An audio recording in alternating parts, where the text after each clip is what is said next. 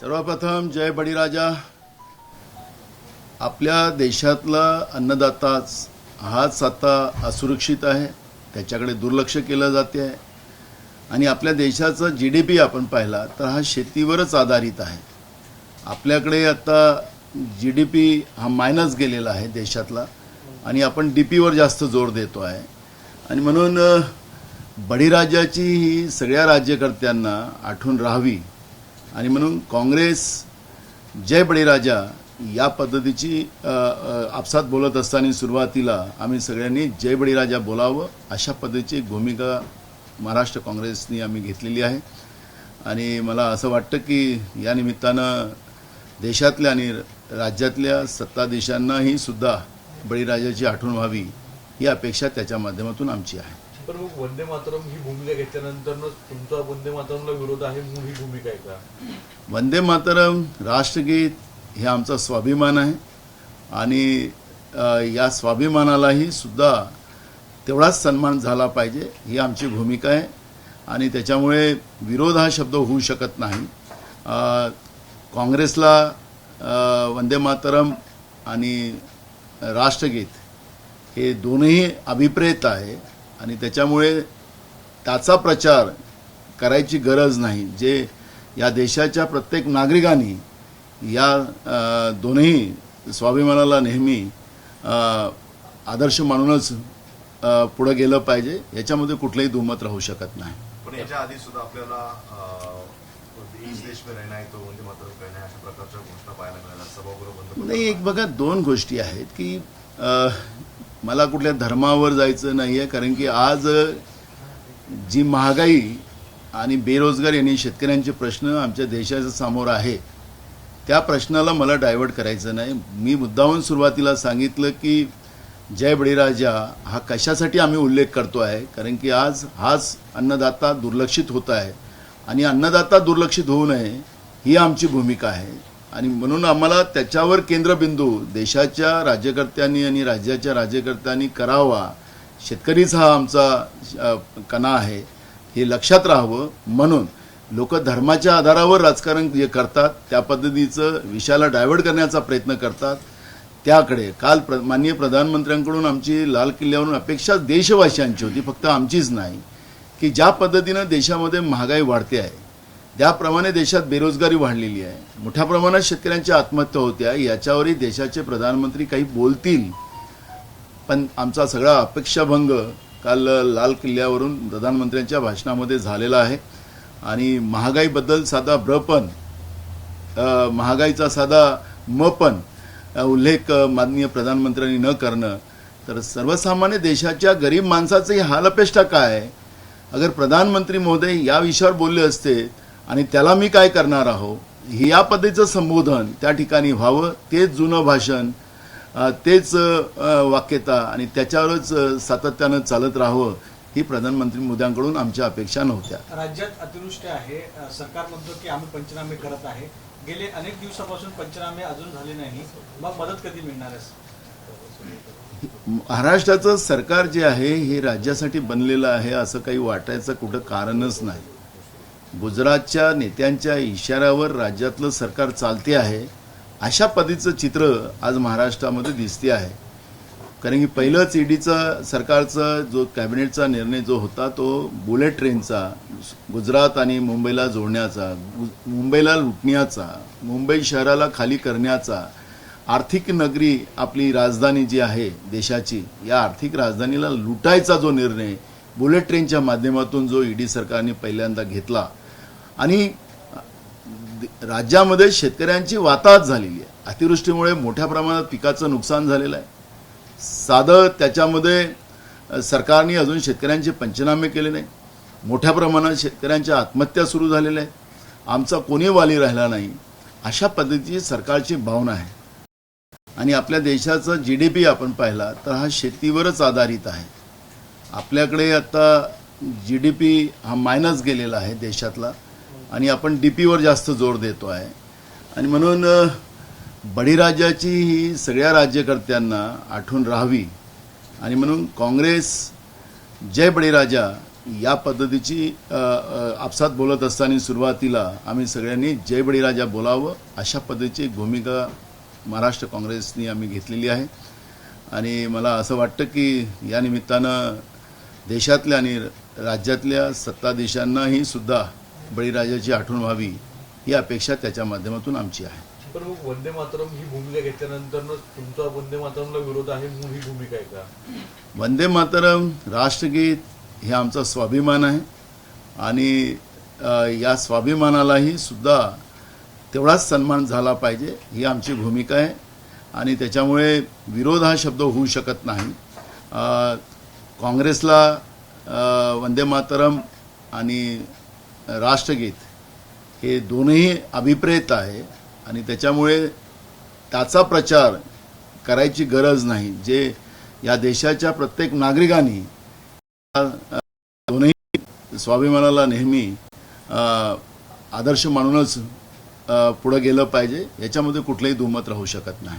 पण याच्या आधी सुद्धा आपल्याला इस देश में रहना है तो वंदे मातरम कहना है अशा प्रकारच्या घोषणा पाहायला मिळाल्या. सभागृह बंद नाही, एक बघा दोन गोष्टी आहेत की मला कुठल्या धर्मावर जायचं नाही आहे, कारण की आज जी महागाई आणि बेरोजगार यांनी शेतकऱ्यांचे प्रश्न आमच्या देशाच्या समोर आहे त्या प्रश्नाला मला डायव्हर्ट करायचं नाही. मी मुद्दाहून सुरुवातीला सांगितलं की जय बळीराजा हा कशासाठी आम्ही उल्लेख करतो आहे, कारण की आज हाच अन्नदाता दुर्लक्षित होत आहे आणि अन्नदाता दुर्लक्षित होऊ नये ही आमची भूमिका आहे. आणि म्हणून आम्हाला त्याच्यावर केंद्रबिंदू देशाच्या राज्यकर्त्यांनी आणि राज्याच्या राज्यकर्त्यांनी करावा. शेतकरीच हा आमचा कणा आहे हे लक्षात राहावं. म्हणून लोक धर्माच्या आधारावर राजकारण जे करतात त्या पद्धतीचं विषयाला डायव्हर्ट करण्याचा प्रयत्न करतात. त्याकडे काल माननीय प्रधानमंत्र्यांकडून आमची लाल किल्ल्यावरून अपेक्षा देशवासियांची होती, फक्त आमचीच नाही, की ज्या पद्धतीनं देशामध्ये महागाई वाढते आहे त्याप्रमाणे देशात बेरोजगारी वाढलेली आहे, मोठ्या प्रमाणात शेतकऱ्यांच्या आत्महत्या होत्या, याच्यावरही देशाचे प्रधानमंत्री काही बोलतील. पण आमचा सगळा अपेक्षाभंग काल लाल किल्ल्यावरून प्रधानमंत्र्यांच्या भाषणामध्ये झालेला आहे. आणि महागाईबद्दल साधा ब्रपण महागाईचा साधा मपण उल्लेख माननीय प्रधानमंत्र्यांनी न करणं तर सर्वसामान्य देशाच्या गरीब माणसाचंही हालअपेष्टा काय आहे. अगर प्रधानमंत्री महोदय या विषयावर बोलले असते आणि त्याला मी काय करणार आहो ही या पद्धतीचं संबोधन त्या ठिकाणी व्हावं, तेच जुनं भाषण, तेच वाक्यता आणि त्याच्यावरच सातत्यानं चालत राहावं ही प्रधानमंत्री मोदयांकडून आमच्या अपेक्षा नव्हत्या. राज्यात अतिवृष्टी आहे, सरकार म्हणतो की आम्ही पंचनामे करत आहे. गेले अनेक दिवसापासून पंचनामे अजून झाले नाही, मग मदत कधी मिळणार आहे? महाराष्ट्राचं सरकार जे आहे हे राज्यासाठी बनलेलं आहे असं काही वाटायचं कुठं कारणच नाही. गुजरातच्या नेत्यांच्या इशाऱ्यावर राज्यातलं सरकार चालते आहे अशा पद्धतीचं चित्र आज महाराष्ट्रामध्ये दिसते आहे. कारण की पहिलंच ईडीचा सरकारचा जो कॅबिनेटचा निर्णय जो होता तो बुलेट ट्रेनचा गुजरात आणि मुंबईला जोडण्याचा, मुंबईला लुटण्याचा, मुंबई शहराला खाली करण्याचा, आर्थिक नगरी आपली राजधानी जी आहे देशाची या आर्थिक राजधानीला लुटायचा जो निर्णय बुलेट ट्रेनच्या माध्यमातून जो ईडी सरकारने पहिल्यांदा घेतला आणि राज्यामध्ये शेतकऱ्यांची वाताहत झालेली आहे. अतिवृष्टीमुळे मोठ्या प्रमाणात पिकाचं नुकसान झालेलं आहे. साधं त्याच्यामध्ये सरकारने अजून शेतकऱ्यांचे पंचनामे केले नाही. मोठ्या प्रमाणात शेतकऱ्यांच्या आत्महत्या सुरू झालेल्या आहेत. आमचा कोणी वाली राहिला नाही अशा पद्धतीची सरकारची भावना आहे. काँग्रेसच्या वतीनं स्वतः आमचे माजी मंत्री त्यांच्या अध्यक्षतेखालच्या कमिट्या करून आम्ही शेतकऱ्यांना धीर देण्यासाठी आम्ही पाठवलेल्या होत्या. मी स्वतः अनेक भागामध्ये जाऊन आलेलो आहो आणि त्याच्यामुळे शेतकऱ्यांच्या वाताहतीकडे अजिबात लक्ष न देणं या महाराष्ट्राच्या ईडी सरकारचं भूमिका हे स्पष्ट झालेली आहे. शेतकरी विरोधी महाराष्ट्रातली सरकार आहे हे सिद्ध झालेलं आहे. उद्यापासून महाराष्ट्र विधिमंडळाचं अधिवेशन सुरू होते आहे. पहिल्याच दिवशी आम्ही शेतकऱ्यांचा मुद्दा घेऊन काँग्रेस जोरकस प्रमाणे सरकारवर सरकारच्या समोर आम्ही भूमिका मांडू आणि शेतकऱ्याला त्वरित महिनाभर वाढ बघायला शेतकऱ्यांजवळ हे नाही, कर्ज घेतलेलं आहे ते वापस करायचं आहे आणि झालेल्या नुकसानीची भरीव मदत जवळपास 75,000 हेक्टरप्रमाणे शेतकऱ्यांना मदत मिळावी या पद्धतीची भूमिका काँग्रेस पक्षाची राहणार आहे. पंतप्रधानांनी काल ज्याप्रमाणे घराणेशाहीचा उल्लेख केला आहे, राजकारणामधून घराणेशाही ही संपली पाहिजे असा आरोप त्यांनी केला आहे. हे दोन आरोप दोन पक्षांवर खास करून पाहायला मिळत आहे. एकतर घराणेशाही काँग्रेस पक्षात आहे आणि दुसरी गोष्ट राष्ट्रवादी काँग्रेस पक्षात पाहायला मिळते. एक मला कळत नाही, ही सगळी जे सातत्यानं झालेली भाषणं इतक्या काळातली, अनेक लोकांनी नेहरू परिवारावर, गांधी परिवारावर टीका केली आणि त्याच्यानेच लोक मोठे झाले. पण एक बोट आपण दुसरीकडे करतो आहे, तर 4 बोटं आपल्याकडे आहेत हे प्रधानमंत्रीजींना माहिती नसेल तर मला माहिती नाही. आता भारतीय जनता पार्टीमध्ये संघ परिवार आणि संघ परिवाराच्या सरकार प्रत्येक राज्यात आणि देशात निर्माण करण्याचा जो प्लॅन चालू झालेला आहे आणि त्याच्यात ते यशस्वी झालेले आहेत. मग परिवार वाद कोण करतो आहे हे आपल्याला सगळ्यांना कळत आहे. त्याच्यामुळे आखरी दुसऱ्याकडे आपण एक बोट दाखवतो आहे, तर आपल्याकडे 4 बोटं आहेत हे प्रधानमंत्रीजी मोदयांनी समजलं पाहिजे. हे जुनं भाषण आता त्यांनी बंद करावं. आपणही त्याच्यामध्येच आहोत. भ्रष्टाचारामध्ये तर तुम्ही फार मोठी आघाडी घेतलेली आहे. तुमचेच राज्यातले आमचे भारतीय जनता पार्टीचे नेते आणि केंद्रातले मंत्री रावसाहेब दानवे हे वॉशिंग निरमा जो मशीन जे निरमा पावडर जो आहे तो गुजरातमधला, त्याच्यामध्ये वॉशिंग टाकलं आणि भ्रष्टाचारी माणसाला टाकलं की तिथं क्लिअर होतं. अशा पद्धतीची जाहीर भाषणं करतात आणि जाहीर भाषणं करून भ्रष्टाचारी लोकांना आपल्या पक्षात घेतलं की ते स्वच्छ होतात. अशा पद्धतीची भूमिका तुमचेच प्रधानमंत्रीजी केंद्रातले मंत्री मांडतात आहेत, जाहीरपणे मांडतात आहेत. म्हणजे भ्रष्टाचाराला देशामध्ये ज्या पद्धतीनं भारतीय जनता पार्टी केंद्रामध्ये सत्तेत आल्यानंतर जो बढावा आपण दिलेला आहे, देशाची तिजोरी लुटण्याचं काम जे ज्या पद्धतीनं झालेलं आहे, देशाच्या संपत्त्या विकून तुम्ही देश चालवत आहात. मग लोकांकडून जीएसटीच्या माध्यमातून एवढा पैसा गोळा तुम्ही करताय, तो पैसा कुठं गेलेला आहे, हा कोणत्या तुमच्या मित्रांकडे पाठवलेला आहे, तोही जनतेला हिशोब आपण दिला पाहिजे. आणि म्हणून भ्रष्टाचाराचा आरोप या परिवारवादाचा विषय आहे. या विषयाला आता तुमच्याकडेच 4 बोटं येतात आहेत हे तुम्ही आपण समजलं पाहिजे. आणि आता ही तुमची जी भूलथापा देण्याची भाषणं लाल किल्ल्यामधून ही आता देशाच्या जनतेला न पचनी पडणारी आहेत आणि त्याच्यामुळे त्या हवेत राहू नये. देशाच्या जनतेचे मूळ प्रश्न, कारण की आपणच 5 वर्षाच्या पहिले भाषण केलं होतं आणि त्या भाषणामध्ये आपण सांगितलं होतं की आम्ही 2022ला जेव्हा या देशाच्या आम्ही अमृत महोत्सवामध्ये जाणार आहोत, त्यावेळेस या देशातल्या प्रत्येक लोकांना आम्ही घरं देऊन आणि त्याच्यामध्ये संडास, बाथरूम आणि नळ, त्याच्यात पाणी, गॅस पाईपलाईन या पद्धतीचं भाषणही आपण केलेलं होतं. आणि ते भाषण आता सगळीकडे चाललेलं आहे. अनेक ठिकाणी घरघर झेंड्याच्या माध्यमातून आपण सांगितलं. त्याच्यातही भ्रष्टाचार, म्हणजे 2 रुपयाचा झेंडा त्याला आपण कुठं 60 रुपयाला आणि कुठं 65 रुपयाला, त्याच्यातही मोठ्या प्रमाणात भ्रष्टाचार झेंड्यामध्येही आपण केला.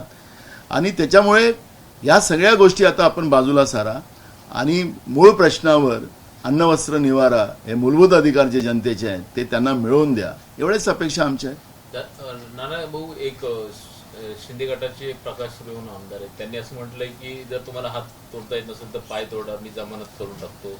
एक वादग्रस्त वक्तव्य करताना दिसत आहेत, कारण की सत्ता मुख्यमंत्री कसं आहे, आपल्या राज्याचे मुख्यमंत्री एकनाथ शिंदे हे पण वारंवार भाषण करत असताना एक गोष्ट सांगतात की माझ्यासोबत दिल्लीमध्ये बसलेली महाशक्ती माझ्यासोबत आहे. आता दिल्लीची महाशक्ती जी आहे ती सगळ्यांनाच माहिती आहे आणि त्यांचे कारनामे पण सगळ्यांना माहिती आहे. त्याच्यामुळे शिंदे गटाचे आमदार या पद्धतीचं भाषण केलं तर त्याला वावगं काही नाही ना. ते त्यांची भाषा त्यांच्याशी जोडलेली राहणारच आहे आणि त्या पद्धतीने ते बोलतीलच. कोणाकडून त्यांच्याकडून फार काही अपेक्षा कोणी कराव्यात, ते फार सभ्य बोलतील असं काही अपेक्षा कोणी करण्याची गरज नाही. पण हा महाराष्ट्र हा पुरोगामी विचाराचा महाराष्ट्र आहे.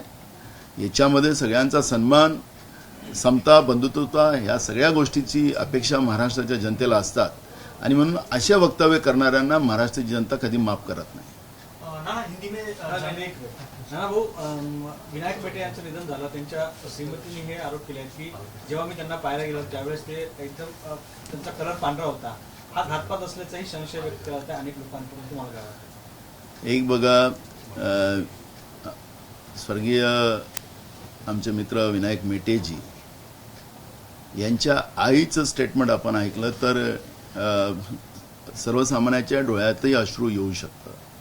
त्यांच्या आईने जी काही भावना मांडली की माझ्या पोराला आमदार करायचं नसतं, मंत्री करायचं नसतं तर नाही केलं तर असतं, पण माझ्या पोराचा जीव तुम्ही घेतलात, अशा पद्धतीचं आईची आर्थ हाक हृदयापासून जी आम्ही ऐकली त्याच्यातूनच संशय बळकवलेला आहे. त्याचप्रमाणे त्यांच्या पत्नी विनायक मेटेंच्या पत्नी ज्या आहेत त्या डॉक्टर आहेत पेशाने, आणि त्या डॉक्टर असल्यामुळे त्यांची भूमिका त्या मेडिकल सायन्सप्रमाणे ती पण तेवढीच महत्त्वाची आहे. आणि त्याच्यामुळे ही घटना घातपात असू शकतं. त्यांच्या परिवाराच्या लोकांचा जो आक्षेप आहे, आखरी हा एक लढवय्य नेता महाराष्ट्रातला मराठा समाजाचा एक बाणा होता, त्याचा घातपात झाला असं त्याच्या परिवाराची लोक जेव्हा म्हणत असतील तर निश्चितपणे त्या गोष्टीमध्ये तथ्य असू शकतं. आणि आता राज्याच्या सरकारकडून फार काही अपेक्षा नाहीत, पण पोलीस विभागाने याच्यातली वस्तुस्थिती पुढं आणावी. थोडंफार पोलीस विभागांच्या इकडून आमच्या अपेक्षा आहेत, कारण की तेही दबावामध्ये येतात असं आपण अनेकदा चित्र पाहिलेलं आहे. त्यांनी या दबावात येऊ नये, वस्तुस्थिती समोर आणावी आणि त्या आईची आर्त आग जी आहे ती जनतेपुढे आणून जे कोणी याच्यामध्ये दोषी असतील त्याच्यावर कारवाई व्हावी, ही भूमिका काँग्रेस पक्षाची आहे. शिंदे गटांचं सरकार आलं त्याच्यानंतर मात्र ते गटातले जे आमदार आहेत ते आता बेभान सुटले आहेत आणि त्यांनी एका अधिकाऱ्याला कानशिलात मारलं.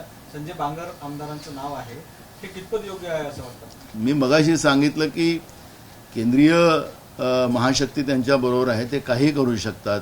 मोदी हे तो मुमकिन आहे असं जे काही वाक्य त्या काळामध्ये वापरलं जात होतं, तर आता ही राज्यामध्ये एक नवीन परंपरा गुजरातमधून जी आलेली आहे त्या परंपरेला आता आपल्याला सगळ्यांना पुढं जावं लागणार आहे.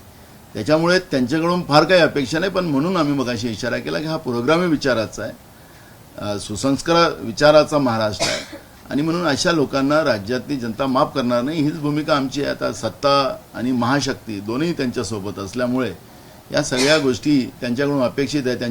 त्याच्यापासून फार काही चांगल्या अपेक्षा महाराष्ट्राच्या जनतेला नाही. नाना, हिंदी में जानना चाहेंगे, सरकार ने जो निर्णय लिया है वंदे मातरम कहना होगा हेलो की जगह, किस तरह से देखते हैं इस निर्णय को? देखो, कांग्रेस की तरफ से हम जब कांग्रेस के कार्यकर्ता जब हम लोग मिलेंगे आमने सामने, और सब लोग कांग्रेस के विचारधारा के लोग हैं, हम किसी को जबरदस्ती नहीं कर रहे, लेकिन जय बलिराजा बोलना हमारा कर्तव्य रहेगा, क्योंकि राज्य और केंद्र सरकार या अन्नदाता के ऊपर उनके तरफ ध्यान नहीं दे रहे. बड़े पैमाने में किसानों की आत्महत्या देश में हो रही है. 3 काले कानून लाने के बाद किसानों ने जो आंदोलन किया उसमें प्रधानमंत्री जी उनसे बात करने को भी तैयार नहीं है. उनको आतंकवादी, नक्सलवादी और आंदोलनजीवी जैसे स्टेटमेंट लोकसभा और राज्यसभा में प्रधानमंत्री जी जो करते हैं, तो हमारे देश के अन्नदाता को एक सम्मान मिलना चाहिए और सरकार का ध्यान उनकी तरफ जाना चाहिए. यह भूमिका लेकर कांग्रेस पार्टी महाराष्ट्र में जय बलिराजा ऐसा उद्घोष कर हम लोगों को मिलेंगे, बात करेंगे. एक रहा वंदे मातरम और राष्ट्रगीत, यह हमारे देश का स्वाभिमान है और स्वाभिमान का सम्मान होना चाहिए, लेकिन किसी को आप जबरदस्ती नहीं कर सकते हो, क्योंकि व्यक्ति स्वातंत्र्य भी वो है. हम राम राम भी बोलते हैं, हम नमस्ते भी बोलते हैं, और राधे राधे भी हम फोन के शुरुआत में बोलते हैं. तो बीजेपी को अब भगवान जी का विसर भी गिर गया है, यानी उनको अब उनका ख्याल भी उनसे उतर गया है, तो उन्हें एक नया नारा लेके लोगों की मानसिकता को डाइवर्ट करने का, मूल इशू को डाइवर्ट करने की कोशिश वो लोग कर रहे हैं. क्योंकि महंगाई, बेरोजगारी और किसान का इशू जो है हमारे देश के लिए मूल है. और आज हम देखते हैं कि हमारे देश का जो जीडीपी है वो कृषि आधारित है, और जीडीपी जो माइनस हो चुका है, तो हम लोग जी निकाल दिया और डीपी की तरफ हम लोगों ने ध्यान दिया है. तो इसका मतलब है कि केंद्र की और राज्य की सरकार जनता के मूल इशू को डाइवर्ट करने के लिए इस तरह का इवेंट सामने लाकर, जैसे आपने तिरंगा घर घर पे जो एक इवेंट केंद्र सरकार ने जो किया, उसमें भी बड़े पैमाने में भ्रष्टाचार, पॉलिस्टर की चीज़ें वो चाइना से मंगाई गई है झंडे, उसमें भी कई झंडों में हमारे तिरंगे का अपमान भी किया गया है। हमारा जो अशोक चक्र रहता है बीच में रहता तो उसको कोने में डाल दिया। हरा रंग हो गया कि भगवा कलर हो गया कि वाइट कलर, उसको छोटा बड़ा कर दिया है। कई झंडे हमारे तिरछे कर दिए। तो इस तरह से अपमानित भी बड़े पैमाने, और लोगों को कंपलसरी, गरीब आदमी अगर राशन के दुकान में अगर जाए अनाज खरीदने तो पहले उसको 65 रुपये का झंडा खरीदना पड़ेगा और बाद में उसको अनाज मिलेगा। इस तरह से, जिस तरह से जबरदस्ती करके लोगों को ये तिरंगे का महत्व समझाने का काम केंद्र की सरकार से किया गया, तो मुझे लगता है कि तिरंगे के लिए जबरदस्ती करने की जरूरत नहीं है। और तिरंगा केंद्र सरकार, क्योंकि आखिरी जनता का ही पैसा है। आप तो जैसे नेशनल हाईवे अब देश में बड़े पैमाने में बन रहे हैं, मैं आपके माध्यम से याद दिलाता हूं कि 2014 में हमारे देश के ऊपर ये नेशनल हाईवे और इसमें हमारा आउटस्टैंडिंग 24,000 करोड़ का था सिर्फ। अब हमारा आउटस्टैंडिंग बढ़ गया 3 लाख करोड़ के ऊपर चले गया। अभी हम लोग तो उसका ब्याज हर महीने में 24,000 करोड़ देते हैं। इतना सारा कर्जा इस देश के जनता से आप जनता के ऊपर लगा के रखे हो। देश के ऊपर 1,24,00,000 करोड़ का कर्जा बना के रखा है।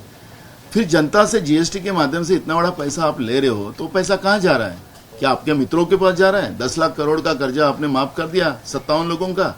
तो ये सवाल जो है, ये मूल सवाल के जवाब देने के लिए जिस तरह से डाइवर्शन केंद्र की सरकार, उनके राज्यों की सरकार जो कर रही है, इस मूल इशू के ऊपर लड़ाई हम लोग लड़ेंगे। वो कोई भी लाइन खींचेंगे, लेकिन हम जनता की लाइन के साथ चलेंगे और जनता के इशू उठाकर केंद्र सरकार और राज्य सरकार को हम जनता के इशू को सॉल्व करने को बाध्य करेंगे। नाना, दो सिंधीगुट के जो 2 एमएलए हैं, प्रकाश सुर्वे और अभी संतोष बांगर का एक वीडियो सामने आया है जिसमें एक इंसान को थप्पड़ मारते हुए नजर दिखाई दे रहे हैं। किस तरह से देखते हैं, क्यों है वो? नरेंद्र मोदी जी के बारे में हमारे राज्य के नए मुख्यमंत्री ने जिस तरह से बताया कि महाशक्ति मेरे साथ दिल्ली की है। अब महाशक्ति और ईडी की शक्ति, ये दोनों जब साथ है तो इनसे बहुत कोई उम्मीदें महाराष्ट्र की जनता ने नहीं लेना चाहिए, क्योंकि महाराष्ट्र ये पुरोगामी विचार का महाराष्ट्र है।